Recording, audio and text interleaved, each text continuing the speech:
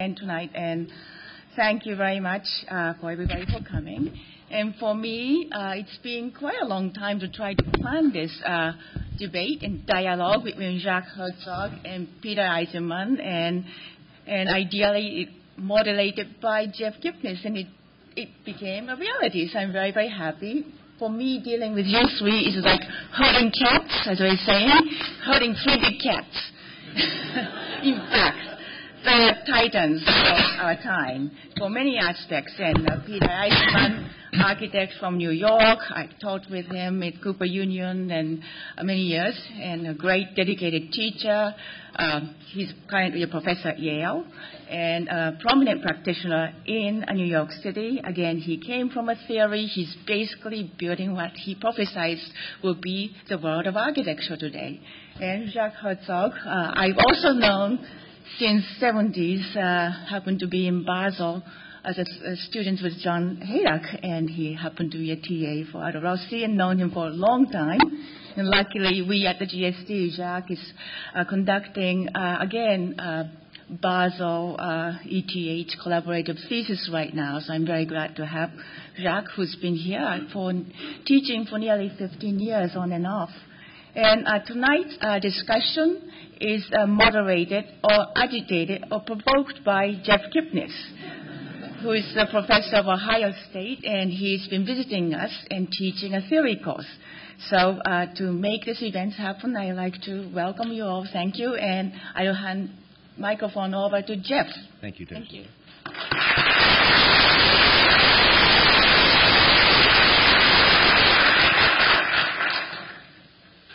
Well, I want to thank you all for coming.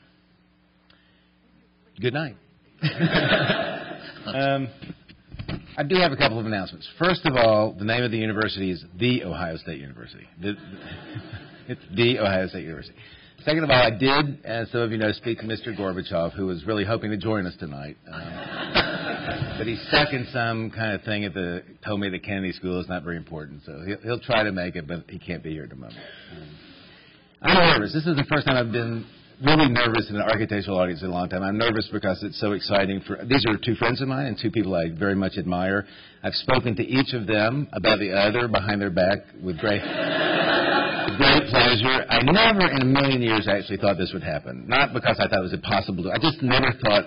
So it's actually Toshiko. Everybody has to understand that this is not a natural event. It's a wonderful event, and Toshiko really has to be celebrated, and the school has to be celebrated for it. But in order to get the best out of it, I think a really good idea is not to make it a debate, because the differences, I think, between the two of them are obvious and natural. It's really interesting to see to what extent the work can be brought to enter into a conversation, and that's what I'm going to try to do tonight. So in that sense, we'll have questions and answers, but if there's any burning moment where you want to jump up and, say something. I want to ask a question. I'm not Okay, Peter, go right ahead. Anytime you want to jump up, I'm jumping up. Jump. I want them to know, this is terrible, by the way, ruler. I want you to tell them, because you said this as if everybody knows, what are the differences? I was going to get to that. Oh, okay. It didn't seem like you had passed it over. One thing I think is the similarity, one similarity I think is really important, is that these are two architects, I think, among three in the world who really have fought a lifelong battle to rescue architecture from the banality and mediocrity which it can lapse into in a kind of professionalism. And both of them have made careers of challenging received wisdoms of what constitutes good buildings. And I don't think there's any doubt about it. Herzog and de Meuron is probably the single most influential firm in the world today. On the other hand, what you may not remember is the degree to which their work was treated with such suspicion and scorn when it first came out. Of course, Peter is one of the most influential thinkers in the world, and his work maybe continues to be treated with some suspicion and scorn. It's not clear, but I do think maybe I'll pose it as a kind of initial question, because Jacques has said, I think a number of times, that he and his partner, however interesting posthumanism is, whatever that might mean, they want to be the last humanist architects. And what that means to me is that there's a primacy of the sensory pleasures of the building that you take to be a given condition. And I think Peter, on the other hand, believes that the role of architecture is perhaps to cast suspicion on the degree to which the pleasures of the experiences in the building might be the primary role of the architecture, and to think about the building might be its primary cultural project. No, Peter? Go ahead. So, I was going to ask Jacques, what do you mean by wanting to be the last humanist architect? That's a very heavy. Is this? Do you hear me? This is a very heavy question to start with. I do not even remember whether I really said that. I just. You probably did. Probably, yeah. But what I wanted to say is not that we would be the last ones, but that we would probably always insist on that part, on that side, and that the way we conceive our architecture, which is seeing architecture basically as archaic thing, archaic in a way that it appeals to all the senses of the human being. And human being means that we can perceive the world, we can perceive our own existence, not only with the brains, but with all the five senses we have. And it's clear that we live in a time where the visual has become more dominant than other senses. And this has, of course, an impact on architecture and on other media and other cultural phenomena. And I don't put a value label on this, but I'm saying that architecture survives as long as we are able and willing to appeal to all these senses in a similar way and not give priority to this one more than to another one. In that sense, in that, let's say, intention, we see ourselves as in the tradition of humanism. That's more or less what I wanted to say. I'm not saying that others are not that, and ultimately all architects are being measured with this, by this. Whether they give more or less focus on that, that's a different story. But architecture ultimately still now works based on this kind of full scope of senses we can put on the table. And Peter, you seemed not quite comfortable with my characterization of your position, but you certainly don't produce a sensuous architecture, do you think? No. I was hoping that you were going to explain what the differences were. And since you didn't, I will. Because I will use your categorization of that there. Jeff has very brilliantly said that there are three metacritical attitudes in architecture that are very important. One is the conceptual, the second is the phenomenological, and the third is the performative. I won't recite Jeff's lines for him, but I know them very well. He would argue probably that I am in the conceptual and Jacques is in the phenomenological. I probably would agree with him. I'm certain that the people in the conceptual category treat the phenomenological with suspicion, as the people who are interested in the phenomenological treat the conceptual. So there is that suspicion in the world, and one can't change that. What I thought was interesting about what Jacques said was where we would agree on something is he says there's too much of the visual in the world, which I would agree with. The question is, where I might question Jacques is, I think his work, especially some of the more recent work, is importantly visual. And I would also say that my work, in a funny way, is also importantly, late work is importantly visual, no matter how much both of us might agree that the visual is too dominant.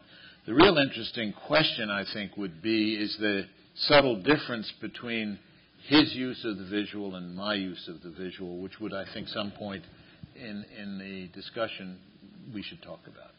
Let's start. Go ahead.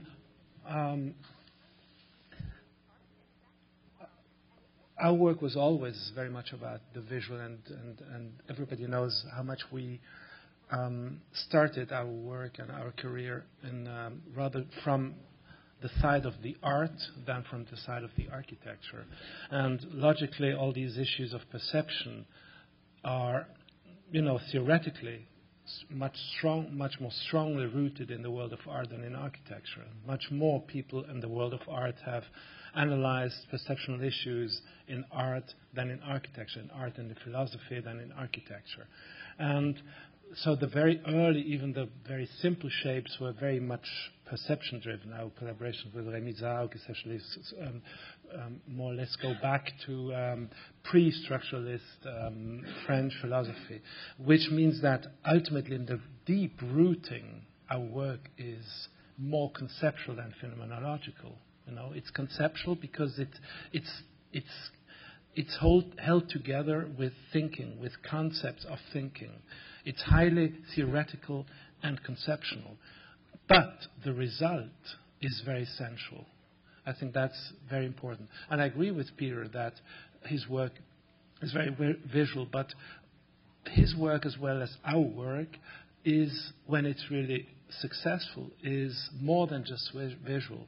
I wrote you a few lines, Peter, when I visited your piece in Berlin, which I think is a fantastic work of architecture and art and public sculpture, and is really, I think, your best piece. And this is far more than just something visual.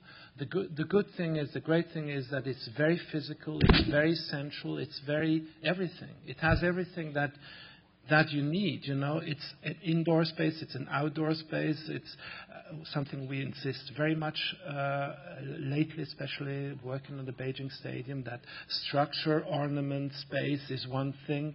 This piece in Berlin is also exactly that, So I think ultimately we all agree once we really reach a certain quality level, then the visual is always transcended into other issues like the thinking, the concept, whatever. So it's meaningless to lose too many words about that. We all know what we're talking about. But the difference in the conceptual in art and the conceptual in architecture is in art, the artist felt responsible to physicalize in some sense the conceptual presence of the work in the immediate experience of the object. You had to be with the object, and then it had a conceptual ambition, like Mel Bachner. Sorry. Whereas in architecture, there is a lot of work, particularly the paper architecture 70s, where simply knowing the project was sufficient, and in some sense, the building itself was there in a sense as part of the project or to instantiate the project. And in most extreme cases, in some of Peter's cases, you had to know the process, you had to know the drawings, you had to know the entire intellectual operation that you could not in any sense gain access to by the immediacy of the building. So you had to be removed from the project in order to get the architecture. And I think that was an important intellectual ambition in the work, that you couldn't go to the project, unlike an artwork. Because, if you think about your Goya museum, it's a conceptual project. There's a museum he's done for Goya. There's very few Goya paintings. Forgive me if I describe it badly. So they've essentially recreated some of the studio moments of Goya's studio in the museum. You'd have to know about Goya. You'd have to know that. But then you go there and you see that. Peter, don't you think that, like, for example, in Berlin, unless you're away from the stele and see that ground, either in a photograph or see it from a completely different position, and unless you're removed from the project, you really will never understand the architectural argument of the work. You won't see the new ground. You mean his memorial? Right. But I think that was the project. I mean, if you talk to Richard Serra, and when he wants to talk to architects, and he would argue that his work is about the inability to understand the physical experience in a conceptual framework. That is, the physical experience, the time of the subject moving through the object, is purposely detached from the physical experience. In other words, you can't draw the diagram. Right. And that's true about Berlin, in a sense. You can't draw the diagram to know what caused this to be like this. It seems to be a certain way. And I think that was the objective. Whether that's a reasonable objective or not is I think, an issue. I want to go back to the conceptual in art, though, because I would have thought that those conceptual people were about I would have put them in the performative category, because all of those people, Bob Morris and Serra and Heiser and all those people, were about bringing the subject. Michael Snow in his film work were about bringing the subject into the spatial discourse with the sculptural pieces. So you had the frame of the work, you had the pieces, and you had the performer, which was the subject. And I would have thought those were the very conceptual guys who thought that through. And I think Richard's new work is about saying, well, we've been there, and if you look at the torqued ellipses or the toruses or any of those things, you realize that he's on to something else beyond where Morris and Heiser and Judd and those people were. And I think that's some architecture has always come after, as it were, these guys. And that has been really important for me, especially in the late projects. Can I add on this? I think it's very interesting that you mentioned Heiser, Serra, and all this generation, because I have two issues. First of all, I totally agree with what you said about Berlin and also about Serra. And I think that once you are there, in front of a sculpture, the building, whatever, you don't need all these informations. I don't care. Or even in the case of Zaragoza, Goya, once the building will be there and you are in one of these rebuilt or reconstructed or simulated whatever spaces, and it doesn't work as a space and it just works with the building and with the new artworks there, then we have failed. That's one thing. So the ambition is always, at the end of the day, you go away from this concept or the idea. The concept is driving you somewhere. And there are few artists where the concept remains the concept in a very dry way, and those are the worst. Those are the ones that give you a headache. Like, for instance, this Austrian guy. I always forget his name. Klimt? Where, the concept and the materialization of the concept is a very sharp line. Onkavara is one of these, but he makes a jump where the work has a tremendous mental power, But also the boxes. I mean, you can't just look at it. And the great work of Judd and Serra are both very intellectually driven, but also very physical. And do you agree but let me just finish. The moderator. But we sit here now, and when I first came to America to teach, that was even before Harvard, that was in 83. I read in the newspaper, I, of course, knew Peter, he didn't know me at that time. There was an interview in one of these, at that time, fancy magazines between you and Richard Serra. Right. And I was furious about you because I thought you were fighting exactly about these issues, actually. That's one thing I wanted to talk to you about, because you have had this fight with the artists and the conceptual issue. And then there was another thing, a person who is even more important to me in this kind of conceptual roots. And you mentioned once in a dinner we had together in my house in Basel, Gordon Matta Clark, where you had a fight with him. Yes. And you did not agree. And I read about that, or Catherine told me about that. And he was a real revolutionary guy. And you had a serious problem with this kind of very conceptual, very, very aggressively conceptual way to. Well, he shot out the windows in our institute. Right? Do you know the story? Do you know the story? Know the story? Once a week. Because it's no. But let me tell you why I agree that you can't go over the once you go over the conceptual line, you've lost the physicality. That doesn't mean visual, by the way. So that is so disingenuous. I'm so shocked at you. No, I want to. This whole idea is actually you two are the same, and we're just confused. I mean, that's why I'm asking you. All these years we thought this is ultimately what you want to do, Peter. What? This what kind you of do? Yeah. What he does? No. Let me say one. Can I ask you one question? Just want to ask you a question. I want to go back. Let me finish the PS, and you can ask the question. Richard Serra said, And I've written this text called "After Jacques Derrida, There Are No Corners," right? And Richard said that the importance of the corner to him was very important. That is, a space with corners. And he said that Bilbao doesn't work for him because Bilbao is the same as the torqued ellipses. That is, the space, and this is what he said. Know, but he got the torqued ellipses from... Well, no, he got them from Borromini. No, he got them from Fred and Ginger. He literally got them. Well, he doesn't say that, but you can say that. But I can't remember that architect's name. What's that guy's name?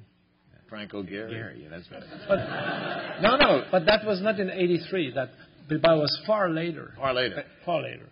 Can I ask you a question? Yeah, go ahead. There's a body of work you have that's, at the Western Center and other places, Cincinnati, where you see lots of indexical registrations of a process. Mm-hmm. That basically the operation is to frustrate anybody there from grasping the building as an architectural proposition and demanding that they either take the frustration as the point of the architecture or go find out something about it. Would that be fair to say? That's one of the things. Yeah. Okay, so that's very different from what he's talking about. But I want to let's get to the thing. If we're to say what are the differences, one is I can't make a facade, and he makes facades. Right? That's number one. I don't believe I've ever been able to make a facade. Okay? No. I mean, so that's a big difference. The facade on his buildings are really important. That is the skin. And the material of that surface. That is, I look at the winery and I say, God, what a brilliant thing to have conceived of that. I wouldn't know how to think that. All right? In other words, I'm not saying he's not thinking. I'm saying I don't think like that.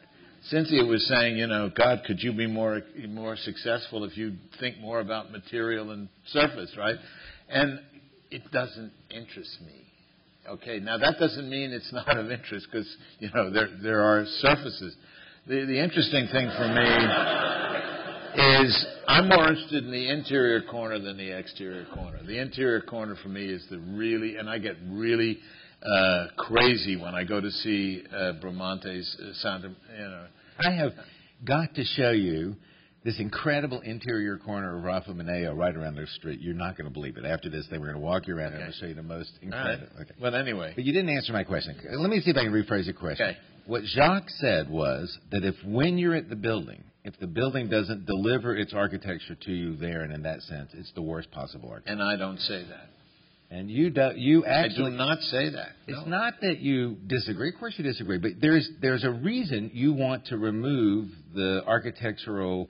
the connoisseur or the subject of your architecture from that. I mean, there's either a political reason or a cultural reason.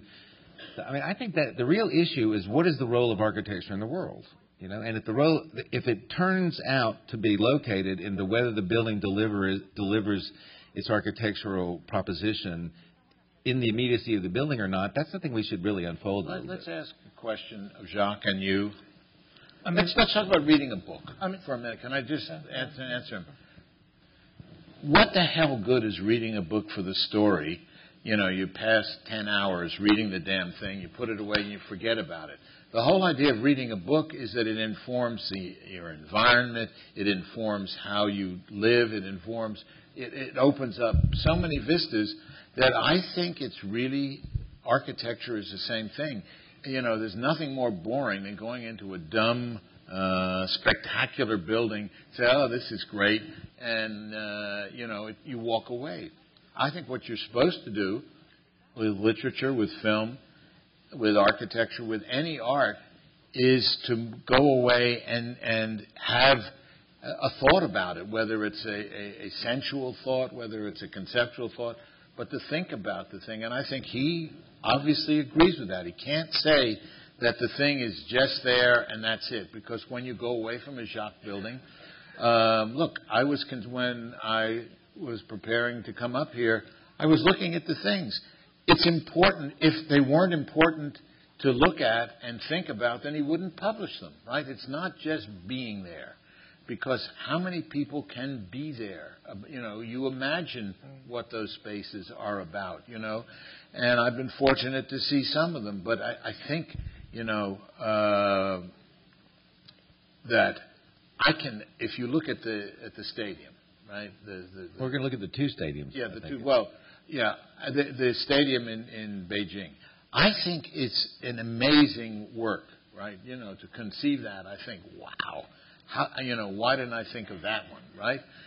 I'm not as convinced of the Munich stadium because I lost the competition to him, but I liked my stadium better. But I think his stadium is better than the one that I built. So I think it's but I can think about it. I can think about being there, Jacques.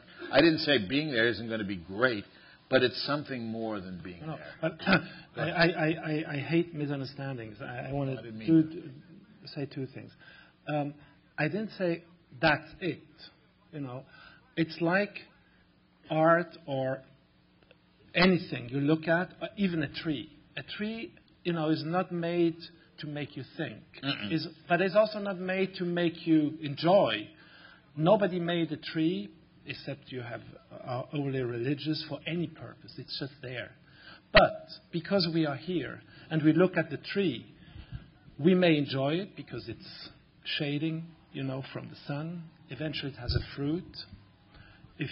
Since we've eaten that fruit, we are not in paradise anymore, unfortunately. That's why we have these differences. Before there were no differences.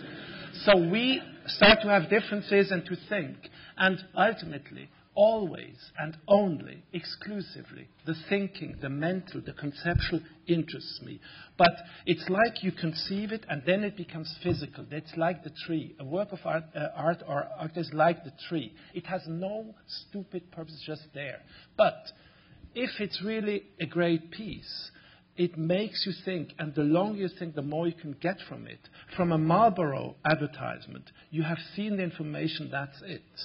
If Warhol makes a painting, it's more. It's different. It has many more layers. But the advertisement is just a stupid advertisement. No. But the tree and the stadium or another great piece of architecture, if it is a great piece of art, has many more things. But it also has being, as you said. Well, it has to have being. Okay, guys. Fair enough. Let's go talk about the Heidegger stuff later. But I would like to add a last thing. Because our buildings very often are seductive and beautiful. And I cannot deny that this was always something that attracted me in life.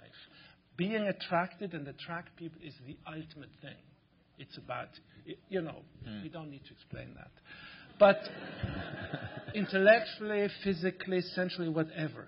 But because we do buildings like that, many people believe, and this is the cliche, almost close to racism, a beautiful girl is stupid. You know, so the buildings, you know, look good, have a facade, and that's it. They forget to look at the interior, and I think that the structural component and the space in our work is as important. Otherwise, it wouldn't work when you're going there. Actually, I mean, if you have seen the stadium, if you're in the stadium, I can promise everyone you have never seen something like that. I don't say this out of arrogance, but this is really something that shocks you when you see it physically. So it's far beyond the beauty as a surface, as the beauty of a human being is far more than just the picture in the magazine, hopefully. It's the smell, it's the movement, it's everything. I mean, so if we were now not agree attracted again. by that... Sorry? We now agree again. Yeah, we're because all the same. if we were not just seeing that, we would just be attracted by porn movies and not by the real. Jacques, let me ask you a question. I told you, Toshi, you didn't mean. I told you I didn't mean. Let me ask you a question. What is important is to try and define the difference in what kind of thinking you're talking about. Because I think there's a difference when you go to one of your projects, let's say, and when you go to, I didn't say better, I said different. And I think that we ought to try and tease out that difference. Okay, let's try to tease that out. Can I make a suggestion? Yeah, go ahead. I often thought, and I even read a text that I was trying to understand how you work when I saw the Berlin piece. I think that your Jewish background is very important. I knew this would come. No, but I think it's very important, and I'm glad there are cultural differences in the way people are educated, are trained, and think differently. And I think you mentioned the book before, Peter. And it's not for no good reason. It's true. It's not for good reason, because the importance of the text in the way you conceive things is more important than it is for me. That's correct. And that doesn't But make that doesn't mean it's less good. It's Look, just a difference. Barnett Newman in 1940 refused to appear in a Jewish art show. I refused to be in a Jewish architecture show recently. You're right. Because I do not believe... You're right, but that's nothing to do with what I'm saying. That's not the same thing. I wouldn't say that you are a Jewish architect, you should be compared with this, but it has an impact. Just as my Protestant roots have an impact on the way I think. So, of course. But... maybe that will help tease us out, Peter. Wait a minute. I want to go back. Wait, let's go back and say Frank Gehry, Richard Meyer, I can name many Jewish architects that haven't a clue about text. Not a clue. All right? They cannot even read. They can't even, not a clue. And if you said text to them, I don't say that it has to be like this. I must say that in the case of Liebeskind, yes, I see that also. Yes, in Liebeskind you see it. Yeah. But I don't say. But Peter. No. I'm not playing with you. I'm not saying that. I don't want to reduce you to this. That's very different. No, I know you don't. I would never accept, let's say, shows where let's make a show on female art, or let's make a show on Swiss architecture. But I hate these kind of things. But let's explore the tradition of constantly criticizing the received wisdom because it might. In other words, there is a tradition of constantly interrogating the context. Your work, you are careful to pose your work as critical. Critical of what? And by what means of criticism? Peter, you have to answer that, because I don't think it would not be a good apprehension of Jacques and Pierre's work to call it critical. No, let me go. I want to go to something that brings you in. Okay. Despite the fact I've been trying to get in for like 20 minutes. Jeff, you never know when you're in. That's the problem. Go ahead. When you've silenced everybody and bludgeoned us all, then you feel that you've walked in. But let me ask a question. Today, I'm working on a project in Italy with an architect called Renato Rizzi. Rizzi has written a book. He's a really Catholic fundamentalist. Written a book called Mystico Nulla, which it's only been translated into German and Italian. And he says that the real fundamental is an ontological difference in a Greco-Christian mind and a Hebraic mind, right? And he says that the only way you can approach your work critically is to understand that basic difference. In other words, all right? And then he says, I was saying, but then he says, and you see, people like Kipnis don't do that, and therefore don't understand your work critically. Now, how do you respond to that? Well, there was a reason Renato was here and then went back. He was trying to make it in the big leagues, and then he went back. No, that's not fair. Why is it? I think he's wrong. I mean, I think if he's wrong, then Jacques is wrong. No, I think Leon. That's what we need to. Leon basically argued that. Peter, before we talk about ontological categories, I would rather say that let's be more careful. And let's say that we are, in all our work, in all our thinking, in all our behavior, there are patterns. Mostly the patterns are getting worse and worse the older we get, the way we move and the way we sort of talk.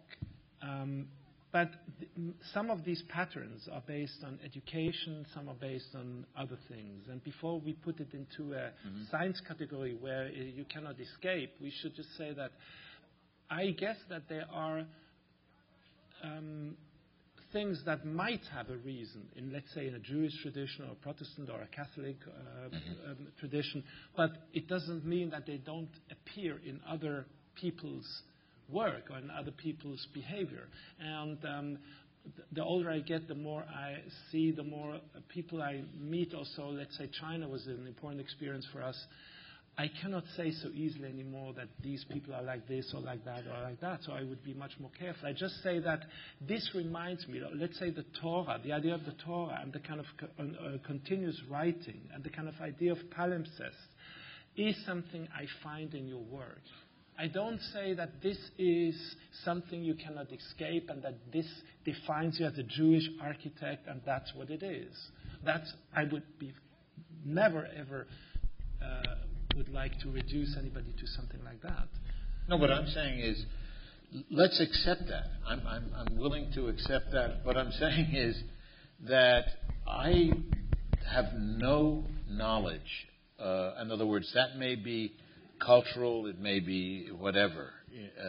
But the thing is that I reject it from Rizzi. In other words, Rizzi keeps trying to say, Peter, you cannot understand what you're doing unless you understand these roots in the kind of continual writing, the kind of continual critique in the Talmud, etc., the exegesis of constant argumentation.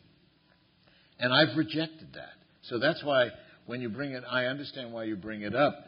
But the thing is, and I point to Jeff Kipnis, because he has rejected that. You don't base your critique of anyone's work on anything like that at all. You don't. It doesn't mean I don't think it's there. For example, I think it would be really hard.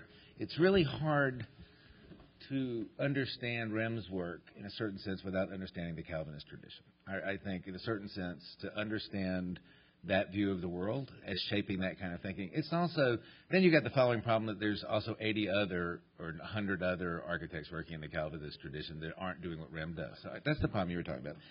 But I'm much more interested in a suspicion that you bring to work, that the received wisdom of the work, the quality of the material construction, the significance of the apperceptive presence.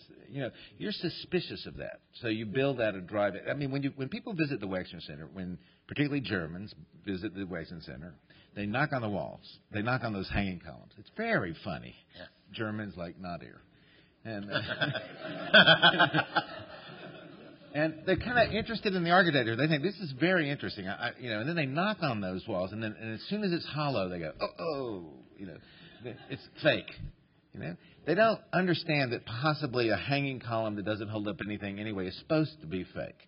That it's supposed to be presented as a pure sign without any material affirmation. That it's about sitting there thinking about it, and so you suck like a vampire all of the goodwill of architectural justification out of that so that they have to think about it.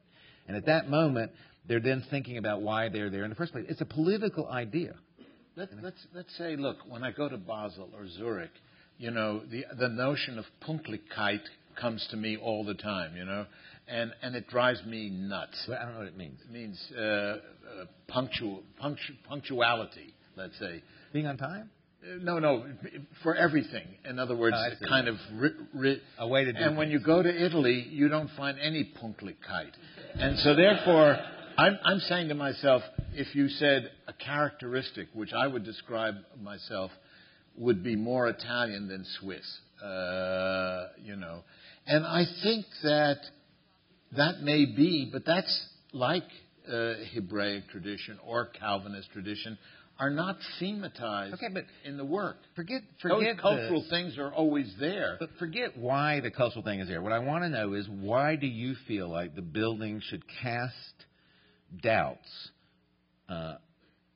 when someone goes there on affirming the presence of the work in the architecture? Why should it be drive it? Why should I go to a building, stop and start thinking about a building? Why should I go to a building and look at this window that goes out 1/16 of an inch and then go back and read a text about Tirani and find out that that's completing an ideal square? That there's no way. I mean, it's such a conceit.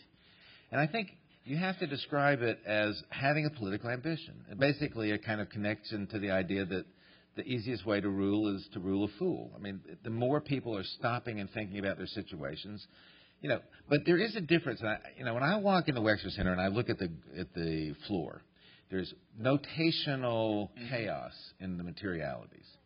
Not pictorial. You realize you're looking at a kind of writing in materiality to show relationships that you cannot comprehend. When I'm walking in the arcades in Munich, you're walking on these concrete pavers, and all of a sudden you come across an image, and it could be an image about the local condition, or it could be an image about something else completely. And I'm curious because they're radically different experiences for me, and yet they're both conceptually developed. I'm stopped. I have to think about the situation, but I'm not distanced from the work. I actually find the paver work in Munich pulls me in closer to the immediacy of the work. I don't. It's not an answer to anything, but I definitely think those two experiences are really radically different and have to be understood in a sense of the city, the erotics of the city, what it means to be someplace. I don't. Everything that you've said, I agree with, except why is it important to you to cast doubt? Because casting doubt is an hypothesis. It's a first principle, and all first principles you don't have to explain. It's what follows from. There, I totally agree. I think that casting doubt is the ultimate thing. But then there is more. You cast doubt, and you really hit your head, or you makes you really go deeper into something, or you just get stuck because it's a bad piece of work.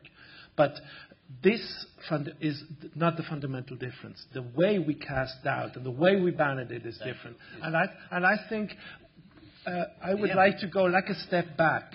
I think I very much like, Jeff, the way you talk, and the way you talk through your own physical and mental experience with a building. You say, this is what I have experienced, this is how I see this, and this is how I see this. Because that's exactly how I think we should look at architecture, but also art. And I think the greatest and the only actually credible and interesting way to talk about these things is when you go, for instance, I take art now as an easier example. You go to in a show, and then you look at, let's say, great pieces of work, and you could see a Duchamp, or who is much more, let's say, a conceptual, not very physical, not very artisanal artist, and you compare it to Picasso, the total opposite of that, or some other, but also very good people. And then you try to just understand by describing your experience, and I think you feel good everywhere because it's just interesting, and you can seize the difference of how these people saw the world. Ultimately, a piece of architecture, a great piece of architecture or a great piece of art is a tool for you to understand the world. This is how this person was himself or herself living, being. It's about being. It's about being in the world. It's not about confirming or affirmation, but it's about questioning. It's about doubt. It's about the ultimate artist for me in this respect is the Renaissance guy, the painter. Old age. No, the one. The Payar del No. $20 to anybody. Leonardo. Leonardo. Yeah, I win the prize. My brain. Yeah. But that's Peter's sign for here goes the Jewish thing. This is the ultimate doubt. This is the ultimate doubt. But it is about really you try to find out what is the differences with not, any attempt of classifying. This is better and this is bad. You play this against that. And that's what I hate so much about journalists in the field of architecture. The most famous ones, especially in this country, they like themselves writing stupid articles by saying bad things about, great things about one thing against another one. It's always against another one. And that's the wrongest thing you can make. It's much more difficult and interesting to really describe the quality of someone and to try to understand what this means and not to play it against something else. The interesting thing is if you really experience his piece, ultimately you understand something about a very interesting concept of understanding the world. And that's it. That's it. And someone else may do something else. And it's only the quality, the depth you can go into this thing that makes a difference. And it's not about this being better or better, because otherwise we are against in racism about religions and things and like that. You may like something better than the other thing. That's clear. You may prefer a Picasso to a Duchamp or vice versa. But it's ultimately very interesting attitudes that become clear. You don't want to read the same book every day. But when I look at you, when you publish Prada, for example, and you publish your process, I mean, I think you're generous in the sense that you let people know how you work on things. What you saw was 16 models about different material treatments of this shape. You know, you kind of made a few sketches about the regulating lines and the shapes, and you got a shape, it's not a form, and then you tried to figure, and you showed basically a set of experiments that you looked at and then judged one successfully and pursued that. So the result of the work is no indication of the process whatsoever. There's no evidence of the process in any of your work, although there's evidence of process, and you show the process. Laban is another one. Basically, to create that sense of freezing a balletic moment from the building with both the interior and the exterior would mean making sure that there's no trace of any process. Everything Peter does is about making sure that there's the evidence and the residue of the process in the building. So the process is the justification of the building, much like it is in abstract expressionist work. Your work really withholds that. And I think, I'm not sure, that's not an answer, but it's a clue into the different ambitions of the work. Why? I'm much more interested in the process to get to the best result than into exposing the process in the finished building. Because the finished building is there and I'm somewhere else. When I'm working on the building, I would describe that it's like a baby. You're very close, but as soon as it's finished, it's over. I don't care anymore. It needs to live without me, you know. And I think it's how old does it? I tend to really forget. I become aware when I have to write a text on a project that we've done some time ago. The text is really boring because it's almost like a bad critic, you know, that tries to reconstruct things. It needs to be fresh and full of really this life, this energy. I mean, that's another topic. How do you work? Y'all keep talking. I'm just going to let you know I'm going to start looking around for questions, and then there's a set of questions that Jacques poses. I've got to ask you a question because you painted me into a corner, which and Jacques Jacques so is very in nicely. Interior corners. Yeah, I'm interested in corners. That's what.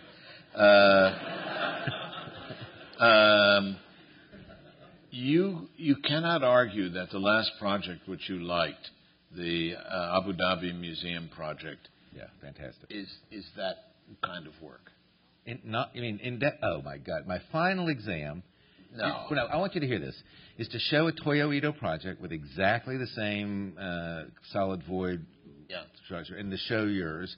And basically, the answer to the final exam is that you have to show how there's an indexical deformation of that condition from the process. And the process is derived entirely from the analysis of the site. Right. Okay. So all you have to do is look at these two pieces of plastic and realize that all the bends in the piece of plastic are evidence of the process. How can you say that's not what that's about?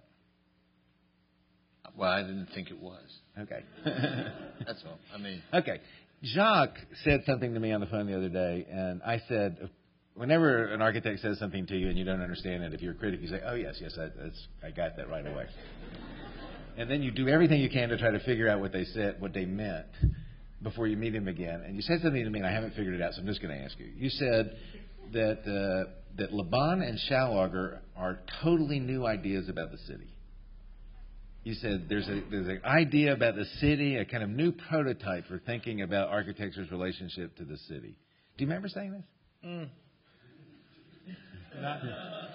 Because you are interested in the city, right? Yeah, of course. I do. They're buildings of his that.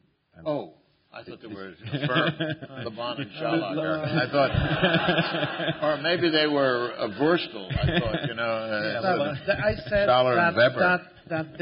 I said that every project contains this idea of this urbanistic position, right, or the role it can play, and both Laban and Schauager are built in places where there literally was nothing. They have a very important role in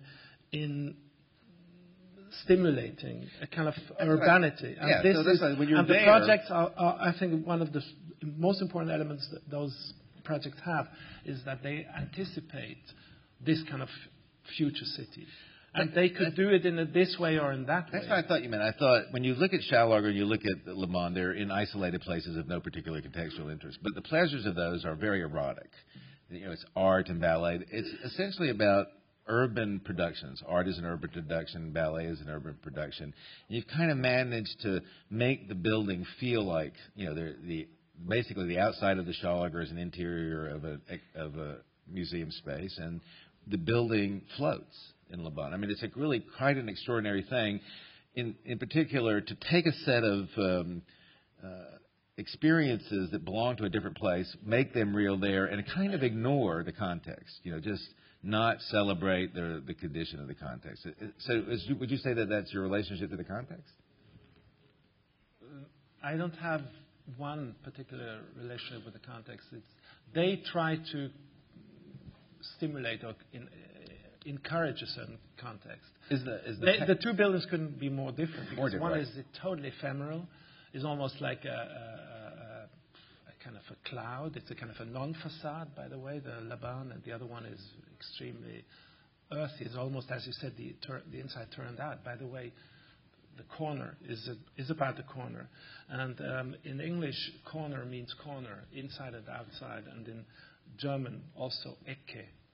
But in Español hay dos palabras, rincón y esquina. I think this is very interesting that you have it is like two worlds, and that sometimes some languages are and this is again what we said about the culture and the kind of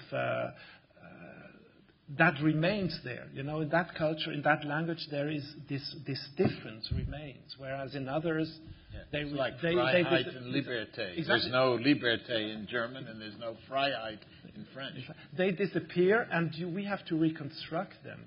We have to reconstruct what you understand by corner, and what I have to understand by that. Let me ask. I have to ask you a question, because we're having this open discussion. You would agree that your work is about ideas and the implementation of ideas. Yet I can't understand, and you have to tell me, how it's possible in a large office where you have to keep producing buildings that you can have so many ideas. I'm saying seriously, because I couldn't have. I mean, let me ask the question slightly different way. How do you work? I want to ask how you can work when you have so many things to do, and so many clients to see. I mean, I mean, how is it possible to keep up the level of when you were smaller, intense? I mean, I think that's a real issue, and I think it's an issue for you. It's an issue for Frank. It's an issue for Rem. How is it possible to keep up? No, I think it is. I was just laughing. Who is not an issue for? Me. No. I mean, that's the issue. Yeah. And there is no doubt that we are now probably at the reach a size where this is really, we reach a limit. We cannot grow more, except for if we change the way we work. But you have 250 people in the office, 38 active projects, 6 team leaders, roughly. We have to increase the number of team leaders, and because I would like to work less and less. How do you do a project? Like I pretty much could write a formula. I think that we are very well organized, but still we have reached a limit. There's no doubt, and we don't want to. I think it's very interesting. We haven't talked about that. That one thing is the architecture of the project, and the other thing is the project of your company, of your life, ultimately, of how you work and how you deal with clients. I do very little socializing. I do very little. I don't see clients very often. I don't do that so much. I really extremely focus on coaching the teams and working on the projects. But even that, you cannot extend that without a limit, and we are really very actively thinking what we do in 5 years from now, in 10 years from now. Should the company continue? Should we sell something? Should we have more partners? Should we do, all kind of things? I really, could be a team leader in your office. No, but why? I mean, really, how to work? Well, the Peter, synagogue. how to work is a very important thing. No, it is. How you work? Absolutely. Who do you work with? When I could write a set of instructions, I really think I could write a set of instructions on how to produce an Eisenman project. It changes because you grow, but whenever you do the work, I can see how it's come out of the way you work. Every time you do a building and I see the building, I know why you did the building. I understand the building, and it has an intense capacity to reveal itself in exactly the way you're talking about, but it reveals nothing about how you work. There's always a contextual analysis. There's always a historical analysis that appears. So there's nothing in your work that reveals any of the ways that you produce an architectural insight. Now, is Paris public yet? No. Okay, sorry. I won't describe it then. Okay, but some of the work I saw, it's shocking how different it is from all the work. So how do you do that?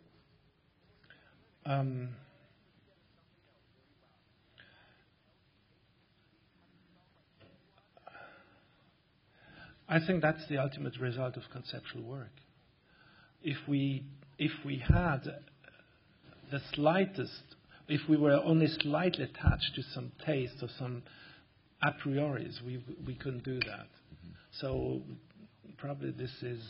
But that's interesting, by the way, because I think I am attached to a prioris. Completely. In other words, I have a set. I give summer seminars in the office. We set up the discourse for the year. And then everything falls into that discourse.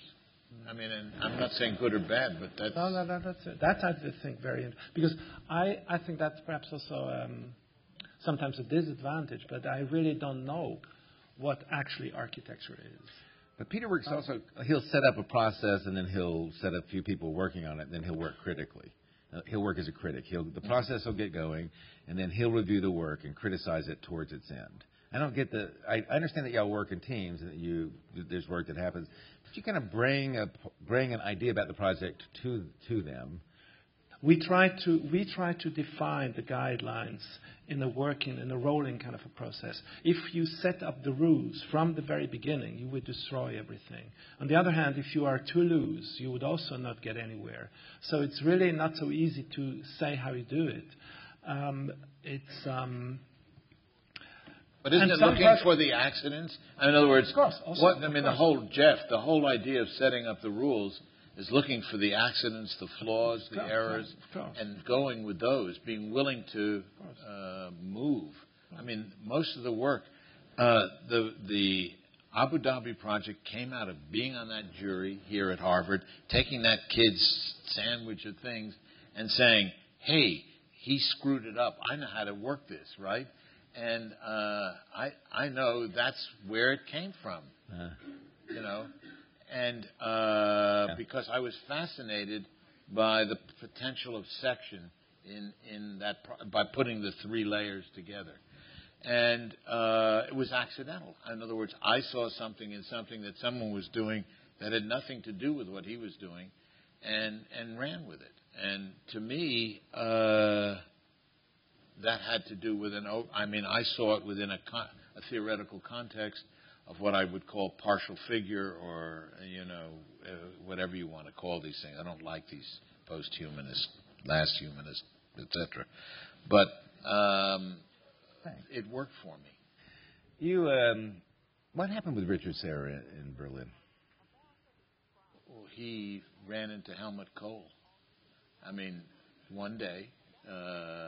Cole sat us down and said, you have to make some changes in the project. And it took him 2 hours to do this. Richard was sitting there. And Richard said, wait a minute.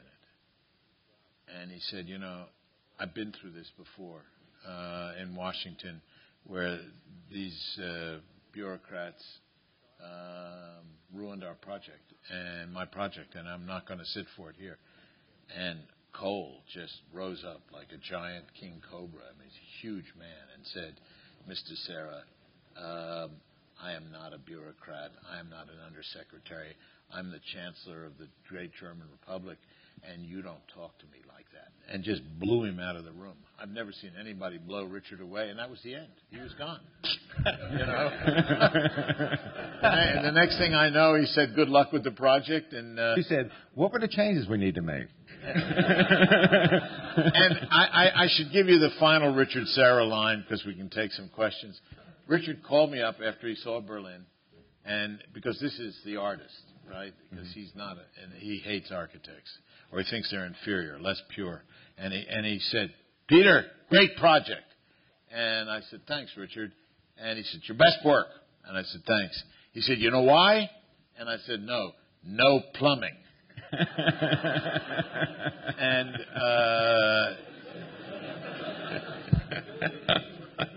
there you have it. Questions? Right there. Yeah, you. Well, I think one of the differences that comes through discussion, and I think you want to bring up again, is the relationship of the architect to the occupant or the viewer in the two approaches. And I was wondering, I mean, I can go into it, it's clear enough, but clear enough. Yeah, I got it.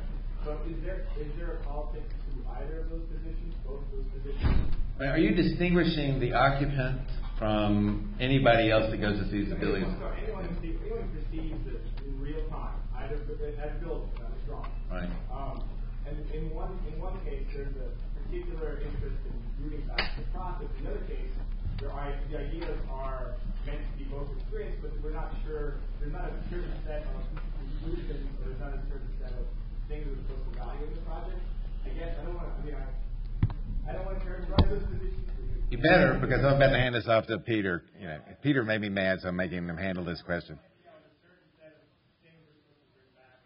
Yeah. At least an interest in returning back to the process versus an interest in engaging the object directly, I guess. But whatever those positions are they both political? Is one of them political? Is one of them not? Right? In which way? Because we talked about the cultural baggage of the maybe, or the religion culture. Yeah. Do you think? When someone goes to your building. They're both. I mean, ultimately, they are both ideological positions. I mean, they are what is the role of the subject? The subject-object relationship. From Brunelleschi to Alberti to the present, is one of the what I call persistencies of architecture. And Jacques looks at it one way, Rem looks at it another way. But what's interesting, what makes them political, is those issues which engage the subject, that those architects who engage that relationship are, for me, important architects, and they're important because it is a political problem.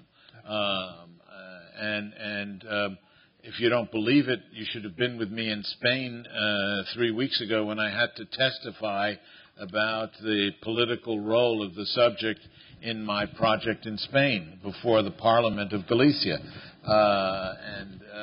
We had a parliamentary investigation about this project and its political ramifications. So for me, all of the projects, whether it was Berlin, whether it's a project in Ohio that's sponsored by a Republican Congress in Ohio, a Senate, whether it's in Arizona, which is so conservative, and the kinds of appeal to the conservative populace, they love this stadium, which I think is a radical stadium. And they like it because it makes them feel like they're part of the real world, except it's supposed to be. It's the only non-provincial, perhaps, building in Arizona, but I shouldn't say that. It's one of the non-provincial buildings in Arizona. But that's political. And I think the attitude of architects to the subject-object relationship is what we're talking about here. Maybe I can say something about ideological architecture. We've recently have a symposium in Munich, where, by the way, Rem and I were on the round table, because we are working together on the Haus der Kunst, which is built as an ideological representation of Nazism. But the building itself somehow is transcends that is actually more interesting. It has more layers. But generally spoken, I would say the least interesting architecture is ideological architecture, which means architecture which has been built with a clear political statement.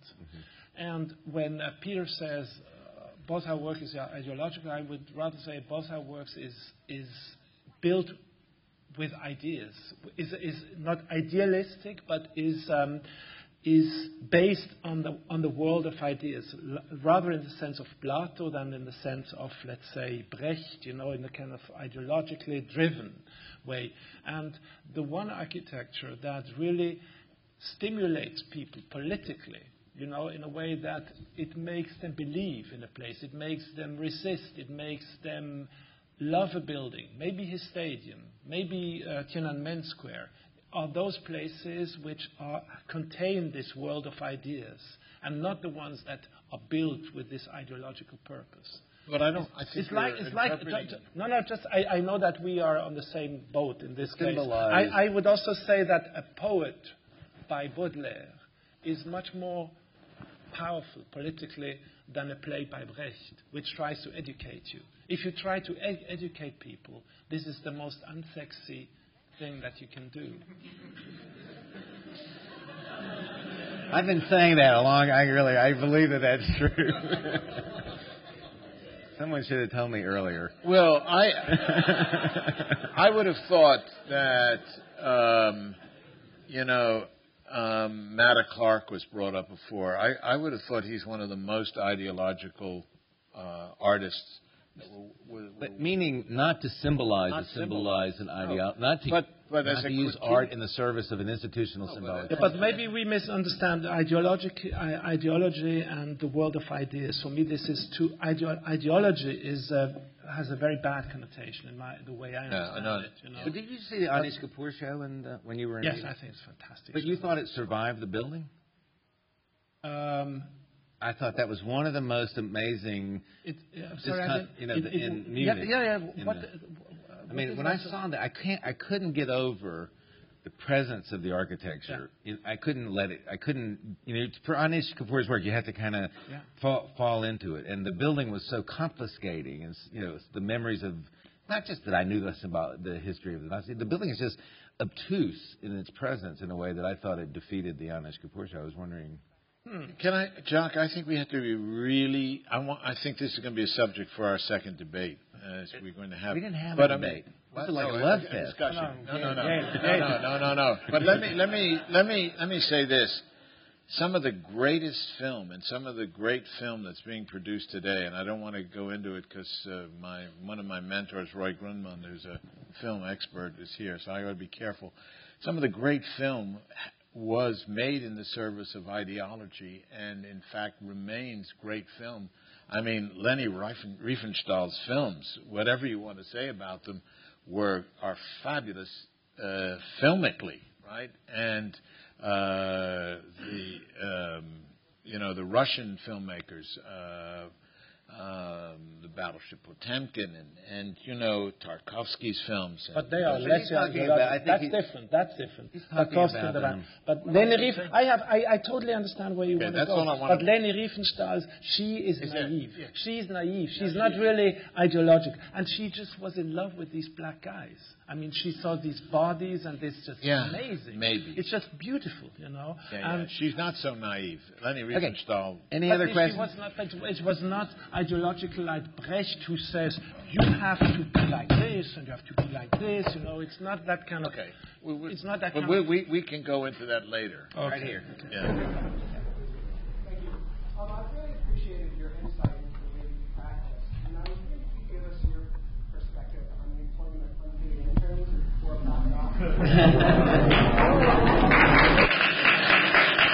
What's your I think that I want to answer the question clearly because, first of all, it's a practice that occurs in journalism, it occurs in art, it occurs in film, etc. I know more people who are unpaid interns who want to get experience. First of all, we are not allowed to pay people without work permits, and most of our unpaid interns are, in fact, foreign workers. And the way you get into our office is an intern in 3 months, because you can't do anything for 3 months anyway. And then we usually hire those people who survive, etc., and pay them and get them working papers and get them into graduate school and give them seminars, etc. So I don't want to even deign to give that question, because it was meant in a kind of snarky way. No, it was not. It was meant snarkily. And I think it was. I want to respond to it and say, thank God for people who are unpaid interns. When I started in architecture, I was an unpaid intern. I think the practice is fabulous. People who move up in the world all start as unpaid interns. Thank you. They don't have any unpaid interns. No, they only pay people. No, but yeah.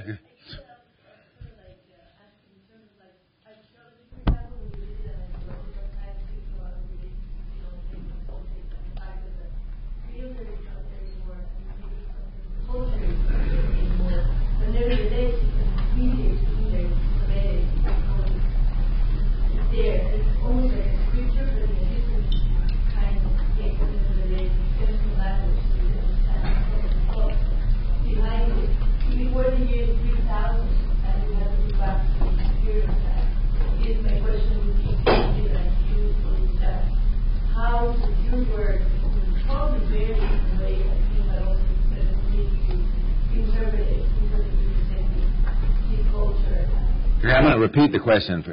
The question is, when you visit an archaeological site, you don't know what the builder meant, you don't know how it was occupied, but you can still gather some interesting understanding about the work from the way it operates as a kind of legacy of its use. And she's asked each of them to speculate in the year 3000 about what the reception of their work as an archaeological ruin might be at the time. Okay? Is that fair? Okay. Peter? I think that's a great question, because I was with a university president recently, and he said, you know what I'd like to have on our campus? I'd like to have a building of our time, right? And I thought to myself, now, what the hell is that, right? Because if I can't figure it out today, how the hell are people 3,000 years now going to figure it out? And I think, and Colin Rowe, my mentor, used to be very much against the whole idea of a zeitgeist, that when Mies said architecture is the will of the epoch translated into steel and glass, how the hell did he know what the will of the epoch is? So I think we're on really slippery ground saying, what is an architecture of our time, and will it matter 3,000 years? Because anything that's built today, in a sense, is architecture of our time, number one. And if we have architecture like Leon Krier or New Urbanism, and we have Jacques Herzog and Peter Eisenman on the other hand, etc., everybody knows the difference, right? And it also is important, those differences, those cultural differences. I think what I like about being at Yale is there is Leon Krier, there is Dimitri Porphyrios, there are people who we can disagree with, but are of our time. Leon is a product of our time, as is Jacques, as is Jeff, etc. And I think that the important thing is the fact that we are in a pluralistic time, right? We are not in a dogmatic moment in time. We don't have a new episteme, let's say, or paradigm. There is no new paradigm. We're working on late modernist paradigms, and late periods are really interesting because they are diffuse. And so someone in 3,000 years will look at this period and say it was a late moment. It was before it happened. When they were all doing the same thing. Look, you had to be a modernist, you had to be a French traditionalist in the Beaux-Arts school in the 19th century. You had to be a modernist to be at Harvard in the 20th century, in the Gropius era.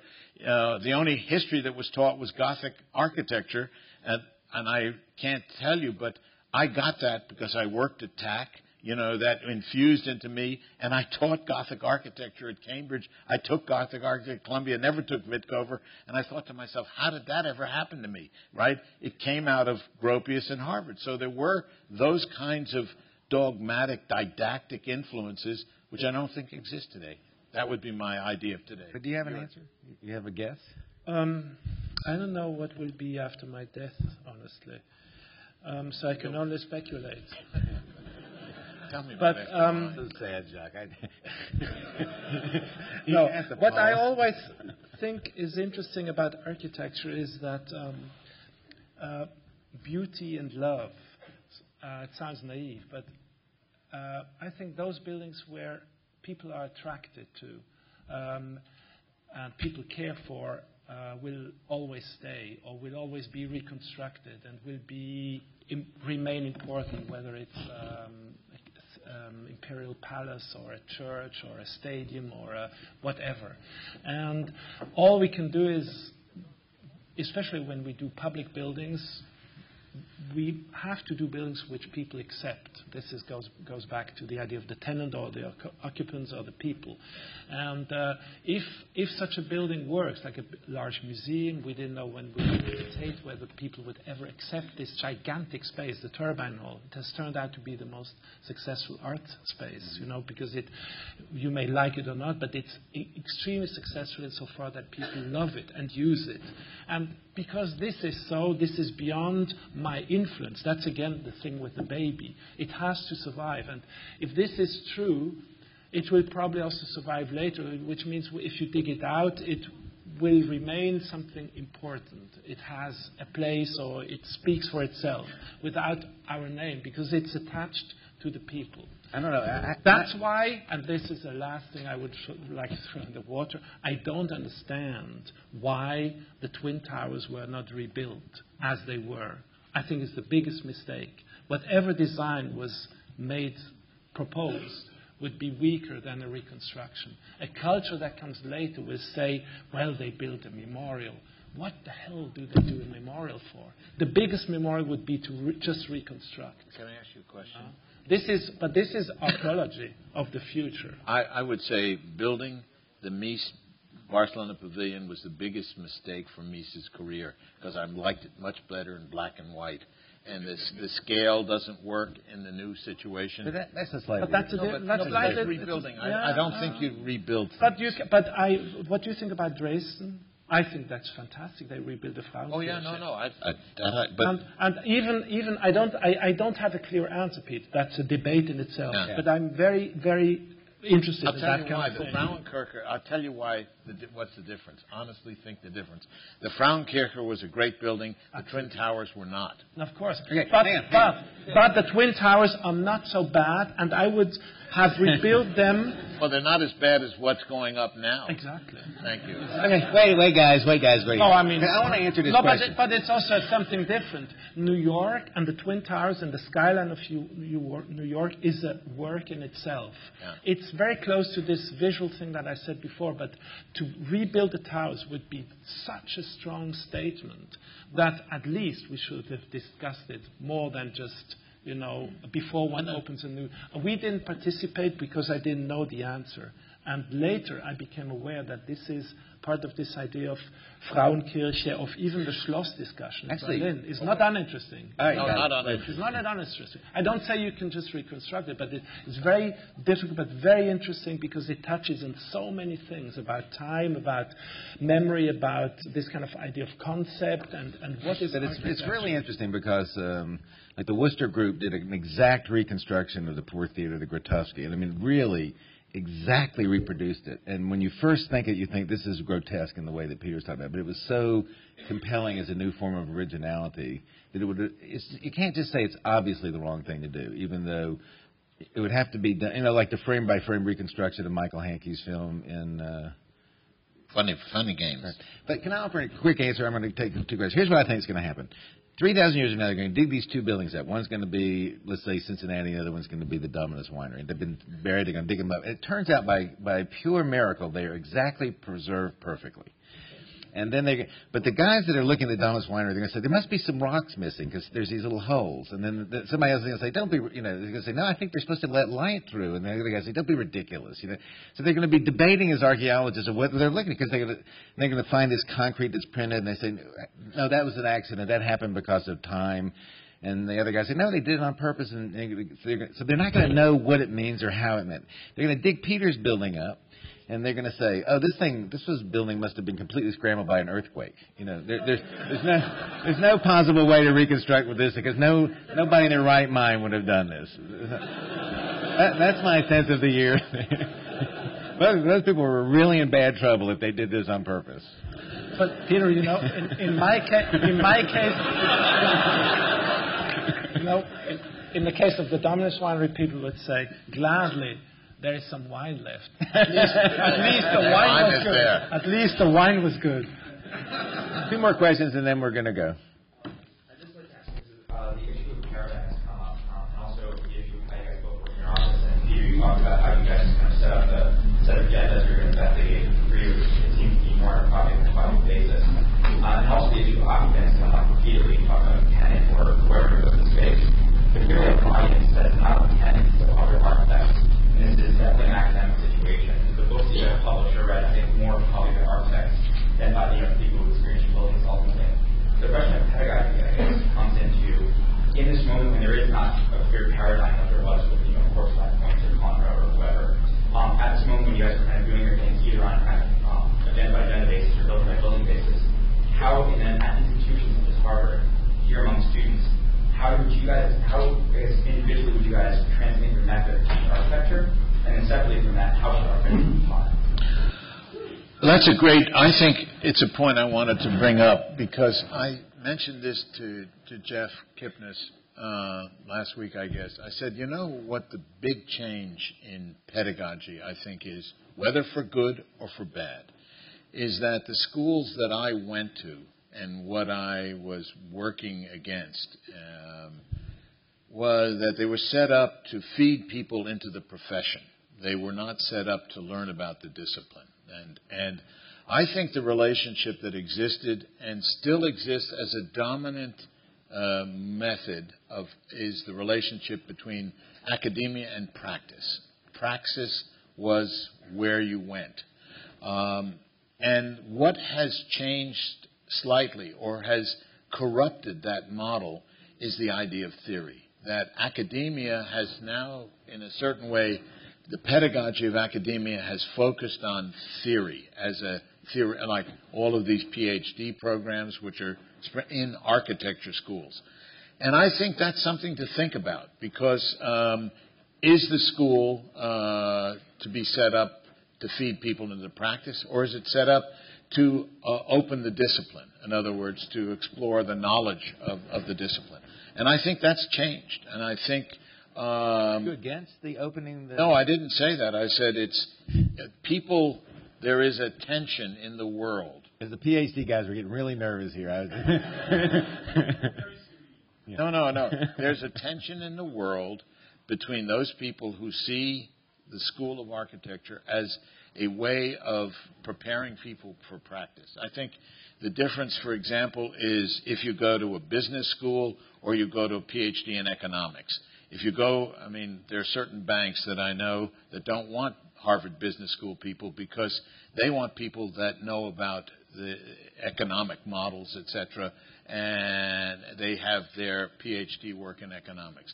There's an enormous difference between the Yale Law School and the Harvard Law School because the Harvard Law School is preparing people in a certain way much differently than the Yale Law School.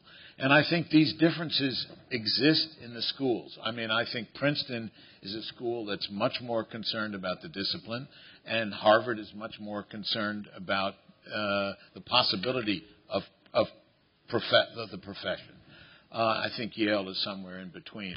I don't want to say that's good or bad, but I truly believe there has been a difference in pedagogy precisely because of the interest in theory that has developed in this country. Certainly. And whether that's a good thing or a bad thing, it remains to be seen. You going to comment? No. I know. Right here. What do you think? I think the way architects are taught, at least in my experience, has been perfect.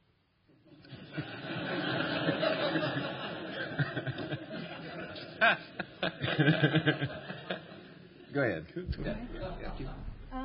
You spoke earlier a couple times about the ability of architecture and its ability to attract and the enjoyment of the attraction of architecture. And this has certain connotations in terms of facade and facade treatments. And I was just wondering whether you could speak to the necessity and the importance of the attraction when you're dealing with the totally different experience, the nature which is of the experience on the inside, which has a very different. Well, are you again playing the outside against the inside? But how can one misunderstand me so much? I clearly said that actually I'm not. No, I say it now. I'm actually not interested in facades. I'm interested in attracting people, and the inside and the outside. I don't care. You know, we never treated the outside better than the inside. Only the outside is more visible. You know, what's interesting in magazines about that.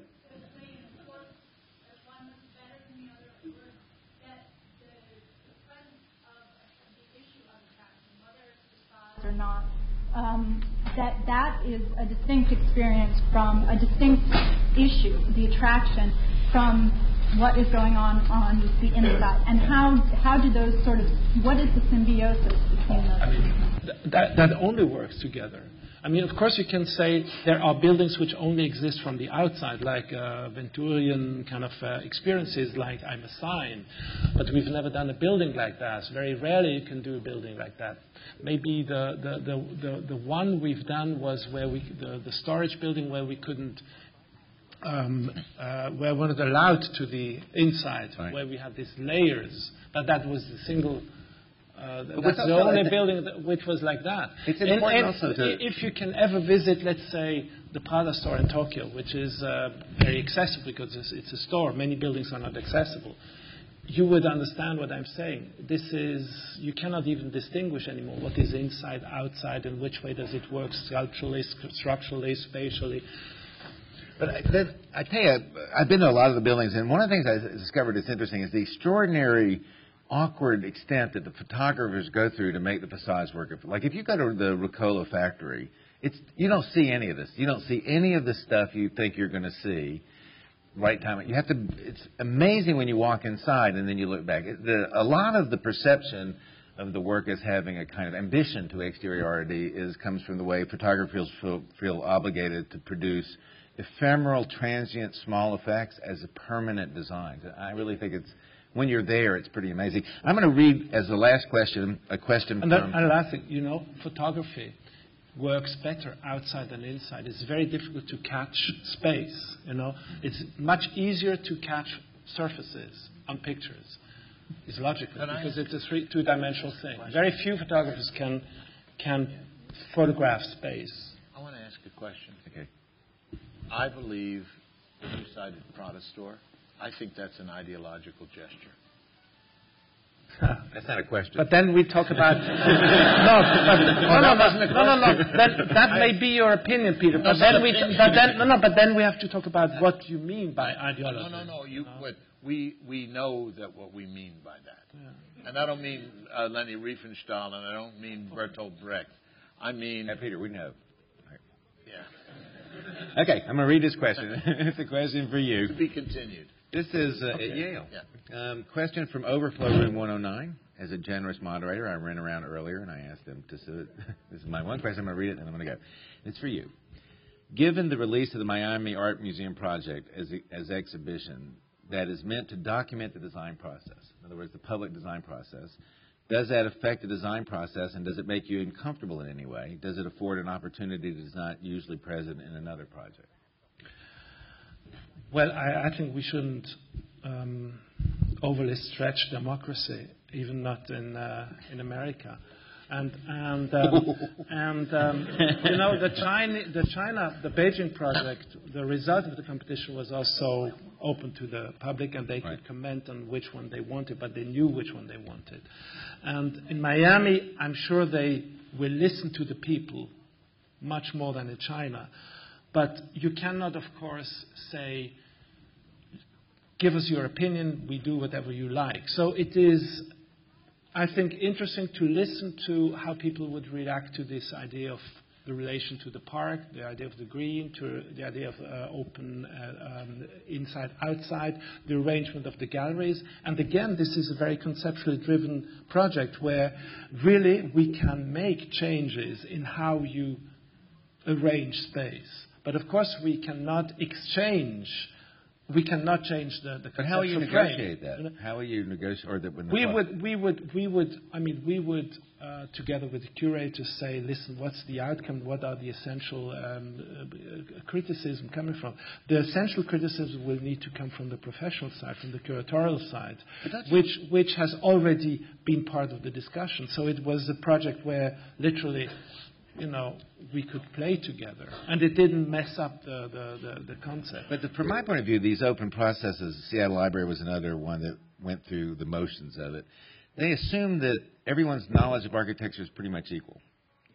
They don't really understand that an architect brings a rarefied, unique understanding of the way architecture produces effects, and this idea that what they are is they're a kind of poll-taking machine to see where the will of the people is. It really undermines the possibility of doing good work. It would make me extraordinarily uncomfortable. I wouldn't know how to resist it. I think it's more of a political strategy than a real democratic thing, because Switzerland is the hardcore democracy, but in a bad way, I must say, because there people really misunderstand their role and they really destroy everything. Democracy can be very destructive, the way they do it in public buildings in Switzerland. Well, I think it's very clear that architects should defend democracy but not practice it. I definitely think that's it. Okay, I'm going to take one last question because I kept promising one last question, and then everybody can flood up here and just mob these guys with all the questions you want. I invite you to do that. Go ahead. For autographs and stuff. Go ahead, ask the question. I'll get it. Here comes the question for you. Sorry. You were in the bathroom with me. Why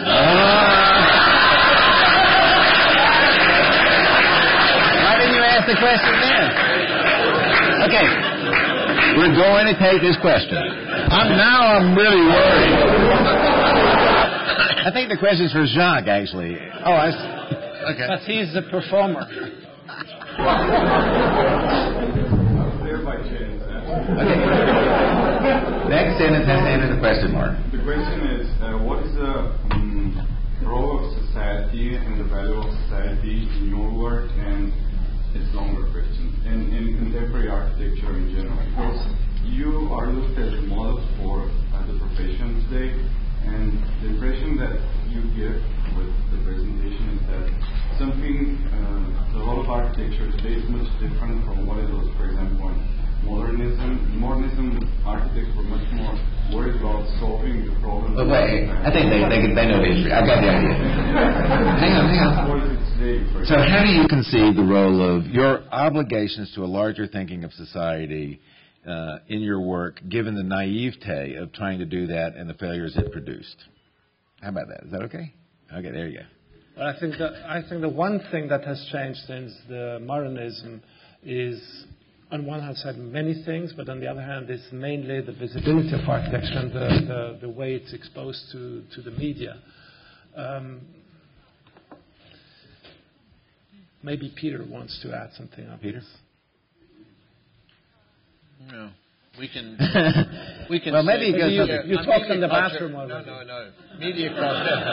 Media culture, I think, and ideology are two subjects that we have to put on the table because we didn't get to media because in the next meeting. What? Because it's a lot about that. It is. And of course, architecture contains always. When I said your concept of the world, and this, of course, is very much. A lot of that is your relationship to society and to the idea of the city. What is the city? What's the role of architecture in the city? How far can you go as an architect? In which way does architecture replace city planning, or city planning replaces architecture? It's such a wide field that I don't think that I can give an answer in such a. I want to make a critique of this particular symposium, and I'm disappointed in you. by the way. Thank you so much for sharing that. No, I want to share that publicly because I believe the role of something like this is to knock us off our positions. In other words, the sort of public persona that we have. And I feel that all we've done tonight is confirm both of our public positions. You know, me is what, he is this, you know, good guy, bad guy, whatever. And I don't think that we got into anything that dislodged where we were. And that's what your role was, and I think you haven't succeeded in doing that. Maybe I think you're right. I actually intended not to do that because you asked me a question, I'm going to answer your question. Go ahead. I felt like you were both wondering whether it would happen. So I thought, look, I'm going to set up a dialogue that's going to go on for a little while. I'd rather get it going, and I'd rather there be a real comfort to the thing. And I also thought it would be possible to flesh out some issues that were just inchoate. Also, as Jeffrey will remember, I once moderated and Michael, remember this, Michael? I once moderated the exact same situation with Rem and Jacques. And I spent the whole hour battering them, knocking them off the positions. And then Jacques stood up and yelled, any architect that writes is a fraud. And, you know, and I thought, okay, this was really intense. And I'm not telling you, the audience came up to me and said, you are a monster. You know, they were so angry at me. But that's good. What's wrong with being angry at you? I'm angry at you a lot. I know. So frankly, I decided I'm going to take this thing. There's an important conversation in architecture to be held between the two of you. In my opinion, it was going to start tonight. Oh, it started. It's not going to end tonight. No, because, Peter, also, we shouldn't overestimate that kind of events. We said a few things which were interesting and a lot of things which were not so interesting, and that's it. Yeah. And that's the reality of you two. I think that we have an obligation to find a way to open ourselves, if we're going to do this, not just to repeat what we know, but to try and open up to why we're here, why the two of us agree to do this, why we respect one another, even though we have certain differences. And I think that some of the most important critical things that I know is the discussions. The discussion I had with Chris Alexander here at Harvard is remembered by a lot of people. Sure. It had a lot of tension, not bad, respect on both sides. There's conversations that I've had with Richard Serra, with any number of people, and I think we need to find a way to be able to speak in public without destroying our public vanity, image, etc., and get to some of the issues that are important for pedagogical reasons. In other words, and I don't think we got there yet. I think it was, as Jeff said, it was, moving around, but we didn't. There's been no goring of the bull, if that's possible, or even necessary. And I didn't mean that like that. And I mean, I meant to throw into perspective two positions which I think are important for these students. And I don't think we got there tonight. Okay. And I would like to hope that we could continue and find a way to get there. Have some last thoughts? I think that it's very important that people talk to each other who have a certain verbal ability and a certain intellectual ambition. Not ambition, that's a stupid word. Certain willingness to expose themselves. No. So I don't feel like at all that like I was defensive or so, or I tried to play the role of the good guy or whatever. I don't care about these things, and I don't think that you do that. I think that they are rather, and I also don't know how far we can go in this kind of psychological analysis. So I'm sorry if I mentioned this kind of Jewish idea of the Jewish thing. That was it, but in fact the psychological part, and architecture is very psychological. Urbanism is very psychological. I wrote this text about the cities being the kind of petrification of their own psychological patterns. And so there is something about that. But what we, I think, we cannot so easily analyze each other. I don't think that makes sense. Strip down and whatever. I don't think this is so interesting. But I think it's more interesting to talk about our time and what architecture's role could be in that time. And education is not uninteresting. And also, I think the role of criticism. What's the role of a newspaper, magazine? I think they are tremendously less important than they were. And probably also it is to do with the fact that there are no good, really, figures anymore in this business. They became cynical. They become, they're not supportive. You don't need to be supportive in a naive, in a stupid way, but somehow say things that are important and interesting. I don't think it's true for all the critics. I think there's a few that... Sorry? Not all the critics are... I don't know any... I don't almost know anyone. Almost not. Let me say... But who write in daily newspapers. I know. The newspapers no longer... What I'm saying is, I was in a discussion with Rem in Montreal. I mean, Rem, I think, is a master at this, by the way. I want to say that. Absolutely. Absolutely. He got up and he showed 4 slides, right? The first slide was the Parthenon. He said, that's great architecture, right? And then he showed Bilbao and he said, that's not. Then he showed your project in Abu Dhabi. He said, that's not. Then he showed my project and he said, that's not. And boy, that blew the lid off the world. I mean, in other words, whether he meant it or not or as a provocation, he put you, Frank, and myself against the Parthenon. And where was he? But that's a big honor, especially because we do not have a project in Abu Dhabi. No, Dubai. Dubai. Also not in Dubai. The tower. Also not in Dubai. The tower. He showed there was a tower that you did. Sorry, I didn't. In Basel. No. It was. Was the desert in the background? Anyway, I think I remembered your name.